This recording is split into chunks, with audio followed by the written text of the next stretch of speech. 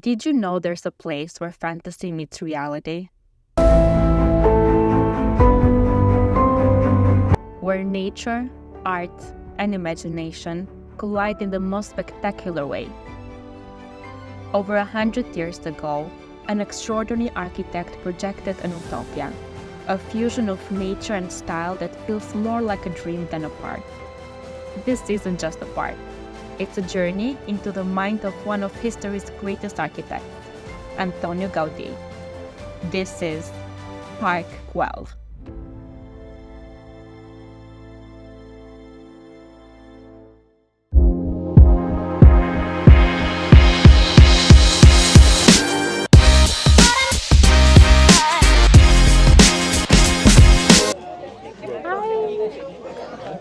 Today we are in Park Güell. This is just a guided tour because it's very hard to find tickets. Our tour is here, okay?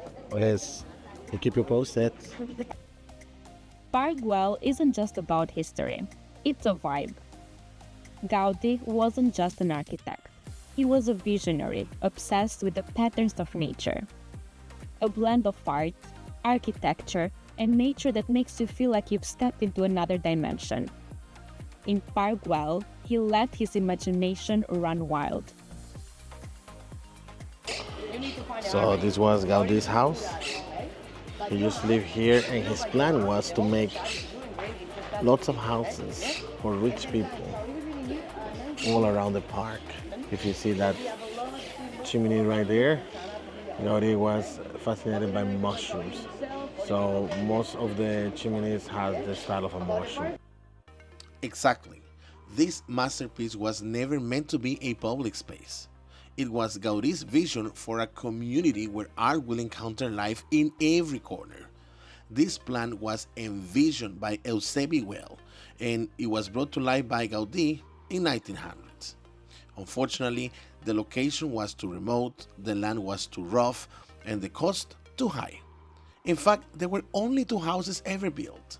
One of them, Gaudí used to live himself. By 1914, the project was totally abandoned, and in 1926, the city transformed it into the public park that we know today, a masterpiece open to all. Be aware when you come to the park, if you're gonna go up to the best part, you have my best friend called Trencadís. Yeah. So far I took these ones. And you're out of breath? Has to get here? Yeah, but yeah. Let's carry on to the top. Imagine waking up to these stunning views every morning, strolling through your neighborhood filled with vibrant mosaics and surrealist sculptures. What was meant to be an exclusive neighborhood for the elite became something far more magical, a place where anyone can come and feel alive.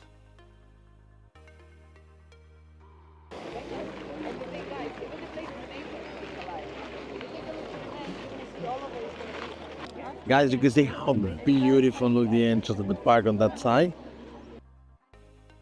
Just the structure and the colors, the mosaic, the ceramic right here on this bench. The detail everywhere is so different and unique. And actually where we're standing is such an iconic picture to take of Barcelona. You have the whole view, the whole city view. It's just amazing. If you go a little bit higher there, from that side, you can spot Sagrada Familia. I didn't. And also you can spot right here, this big house, the white one. It's such a beautiful place. It's so recommended if you come to Barcelona, if you want to know about Gaudí and the history, this is an amazing place. It's so beautiful. Look.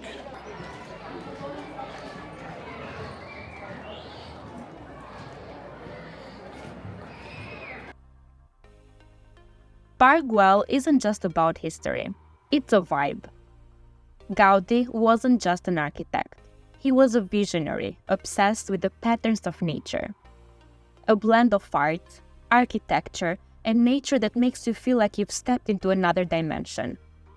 In Park Güell, he let his imagination run wild.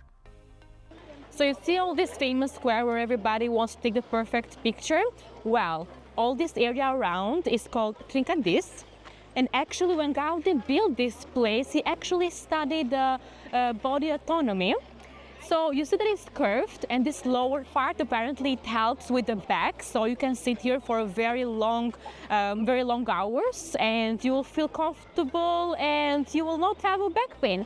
Also, when it's raining, something very interesting, I don't know if you can spot, right over here, these holes, tunnels, canals, call them whatever you want. Apparently, when it rains, all this surface will not be wet, but the rain, the water, will go through this area and down here.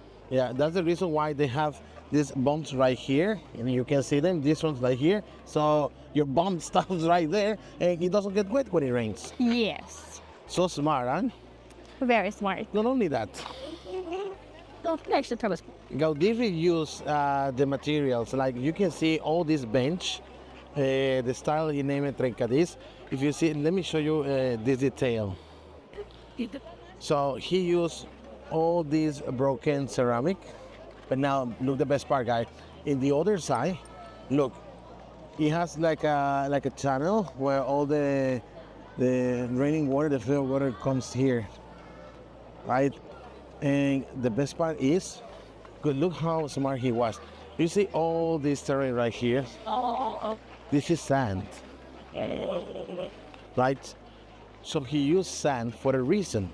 The sand, all the water that comes here from the rain, it could be collected for the water system in the park. Fun fact, it's still working until today.